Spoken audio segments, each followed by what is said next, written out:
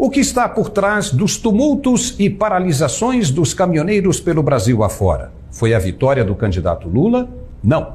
A coisa vai muito mais além. Trata-se do sentimento de impotência que tomou conta da categoria e de vários outros apoiadores e simpatizantes da mesma causa.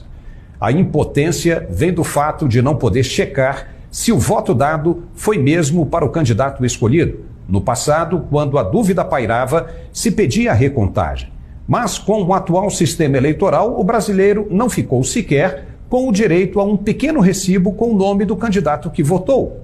Essa insatisfação e o forte sentimento de que foi roubado, trapaceado, passado para trás, é que tem enlouquecido a maioria dos brasileiros. Junta-se a isso as declarações de um ministro da Suprema Corte, ativista, de que eleições não se ganha, se toma, e mais todas as tratativas desequilibradas do processo como um todo, beneficiando um candidato em detrimento do outro.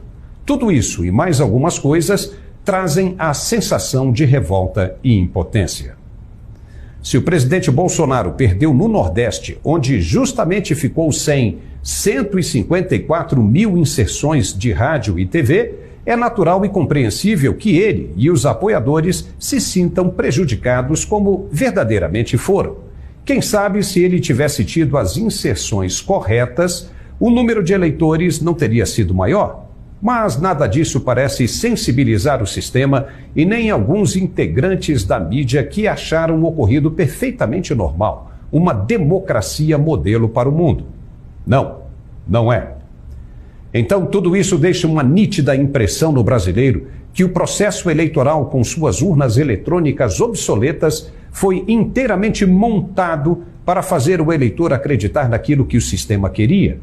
É por isso que estão acontecendo as manifestações. Se o processo eleitoral fosse claro e transparente, resultado nenhum seria contestado. Até o macaco Tião, se fosse eleito, assumiria sem contestações. Lembra do macaco Tião, que foi eleito em protesto em um pleito no Rio de Janeiro? Pois é, do jeito que está o nosso sistema eleitoral, só fica a impressão de fraude. Aquele que não deve, não teme coisa alguma. Então, por que tanta luta para dizer que tudo era confiável? Empurrar uma decisão goela abaixo, com base no que diz um pequeno grupo de controle, não é suficiente para calar aquele que anseia por justiça. Não tem jeito. O Brasil está perto do caos verdadeiro como nunca acontecido antes na história do país. Essa gente não quer e não aceita o comunismo e vai fazer de tudo para que as ideias socialistas não sejam implementadas no país como na Venezuela, Argentina, Colômbia, Cuba e Nicarágua. O povo ficou apavorado. O desabastecimento começa a se fazer notório nas grandes capitais. E isso preocupa de verdade.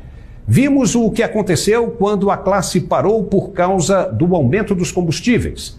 E desta vez, a iniciativa pode afetar diretamente não só as cadeias de distribuição, mas como também as de produção, diretamente nas fábricas e no campo, no agronegócio. E para piorar ainda mais a situação, o presidente eleito se encontrou com o líder da Argentina, Alberto Fernandes, prometendo a união da América Latina de esquerda e confirmando uma mesma linha de pensamento única. Isso é ou não é jogar lenha na fogueira sem se preocupar com o que pensa a outra metade do povo brasileiro?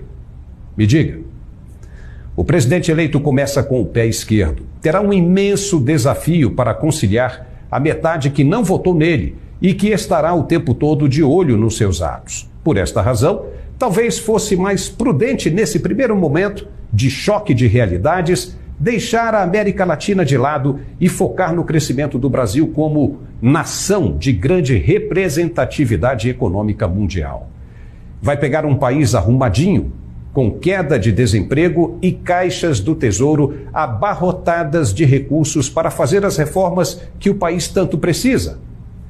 O presidente eleito deve trazer tranquilidade para o povo e para o mercado financeiro, de que o Brasil vai continuar crescendo, mais até que o atual governo vem fazendo. Ele deve mostrar compromisso com todos e não apenas com aqueles que o elegeram. Não deve ter sentimentos de exclusão e nem de revanchismos. Um presidente da República deve ser um profissional a serviço do país como um todo. E democracia é o respeito das divergências.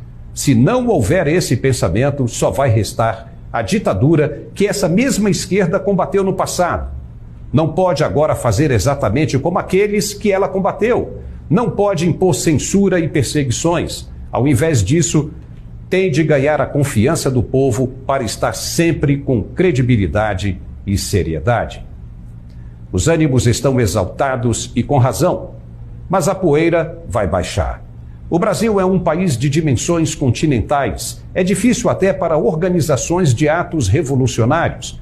Então é preciso ter calma, respirar, pensar e, se tiverem desacordo, que esse pleito sirva de exemplo para eleições futuras.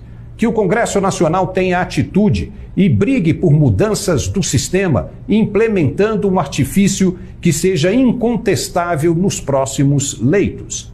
Afinal, nada ainda atingiu a perfeição e devemos sempre estar no caminho do aprimoramento. Caso contrário, teremos dúvidas intermináveis sobre quem leva a melhor.